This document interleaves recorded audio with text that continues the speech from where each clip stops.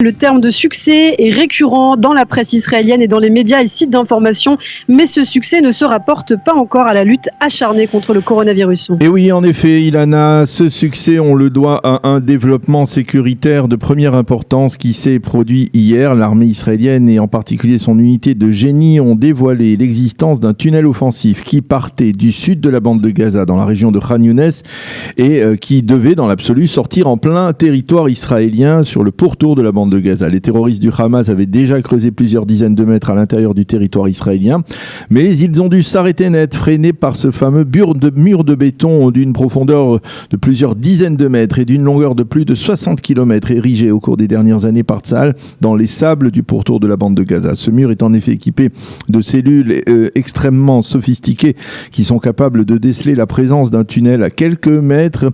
Et lorsque l'on parle de succès ce matin dans la presse israélienne, c'est donc en référence à ce mur dont la construction a coûté très cher d'ailleurs et devrait se terminer prochainement, et en référence également à la capacité de l'armée israélienne de dévoiler ces tunnels offensifs. Le Yediot Aharonot titre ce matin « Le mur qui a vaincu le tunnel ». Un mur qui est donc, comme le précise le journal, la nouvelle arme de protection d'Israël face aux ennemis du Hamas et qui marque un nouveau succès donc pour Israël, succès comparable à la mise en opération il y a quelques années du Dôme de Fer. Le Yediot Aharonot souligne que depuis l'opération Bordure Protectrice, 20 tunnels offensifs de ce type ont été découverts par les forces israéliennes, ce qui de facto prive le Hamas et les organisations terroristes de cette arme entre guillemets stratégique. Les journaux nous montrent d'ailleurs en photo d'impressionnants engins de forage utilisés par les unités du génie israélien pour repérer ces tunnels. Pour Yoav Limor, en première page du Israël Hayom, cette découverte prouve au moins une chose importante. Derrière les rumeurs sur la volonté du Hamas de parvenir à une trêve avec Israël,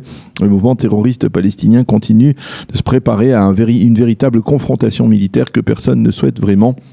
Le Haaretz titre ce matin à ce propos « Le mur souterrain autour de Gaza commence à rembourser son investissement et dans la bande de Gaza, on commence à réfléchir à une nouvelle arme offensive contre les forces de Tsahal ». Les quotidiens soulignent également que la découverte de ce très vaste tunnel offensif a provoqué un puissant sentiment de frustration de la part du Hamas qui apparemment donc s'est vengé hier en tirant une roquette en direction du territoire israélien dans le pourtour de la bande de Gaza qui n'a pas fait de blessés ni de dégâts. D'ailleurs, c'est une roquette qui a été interceptée par le Dôme de Fer. Le Maariv parle d'une soirée animée dans le pourtour de la bande de Gaza avec un tir de roquettes palestiniennes et une riposte donc de l'armée de l'air israélienne. Le second titre dans la presse israélienne de ce matin se rapporte cette fois à la lutte sans merci contre le corona.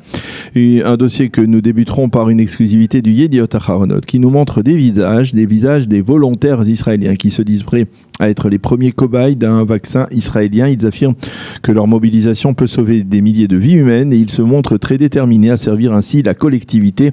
Cela me paraît être la meilleure chose à faire aujourd'hui. Beaucoup de gens comptent sur ce vaccin, a déclaré l'un de ces volontaires. Le Yediot Aharonot explique qu'il y a pour l'instant des centaines de volontaires qui se sont déjà inscrits.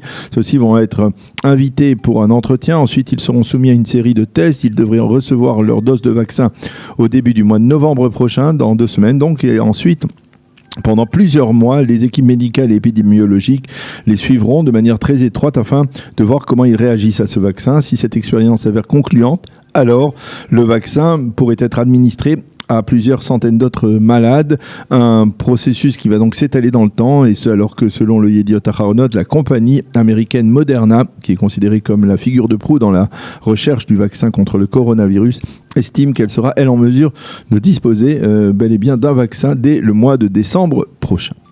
Mais revenons à la lutte contre le Covid-19 avec l'annulation hier de la réunion du cabinet restreint en raison de divergences de vues sérieuses entre les ministres sur la mise en application de la seconde phase de sortie de crise.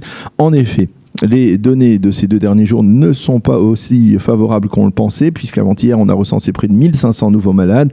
Et donc, il y a des hésitations autour, par exemple, de la réouverture des petites classes du primaire, et même d'une partie du marché économique. Et justement, le Israël Hayom consacre sa manchette ce matin à cette incertitude et il affirme que les plus petites classes du primaire ne pourront pas étudier pendant des semaines entières dans leur classe en raison des restrictions. Selon le plan qui est actuellement préparé par le ministère de l'Éducation, les plus jeunes écoliers étudieront 1 semaine sur 2. En marge, le Israël Hayom se fait l'écho ce matin de la colère grandissante des petits commerces qui n'ont pas encore reçu l'autorisation de rouvrir. Nous voulons tout simplement pouvoir subvenir à nos besoins minimums, affirment les propriétaires de ces commerces. Le Maariv, lui, indique que Benyamin Netanyahou envisage, pour enrayer une éventuelle progression du nombre de malades, d'instaurer un couvre-feu nocturne, exactement comme cela est fait actuellement dans certaines régions de France.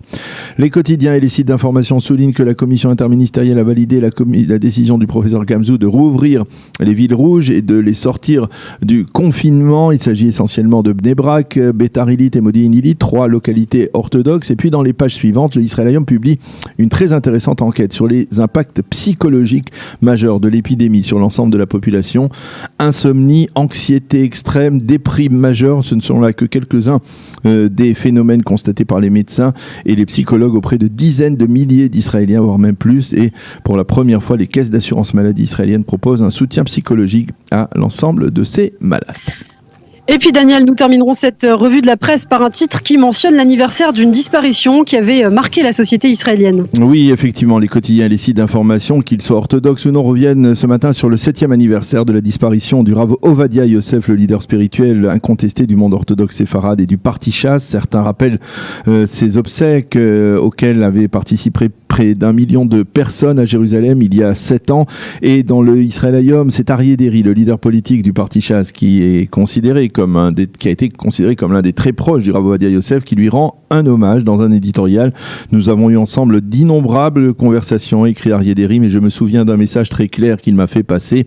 Je te demande, m'a dit le Rav Ovadia, de me promettre 2 choses, de toujours écouter la douleur des nécessiteux et de poursuivre l'action éducative en faveur de l'étude de la Torah que j'ai instaurée. Je m'efforce, écrit Aryeh Deri ce matin dans le Israël Hayom, de respecter ses promesses. C'est la fin de cette revue de la presse.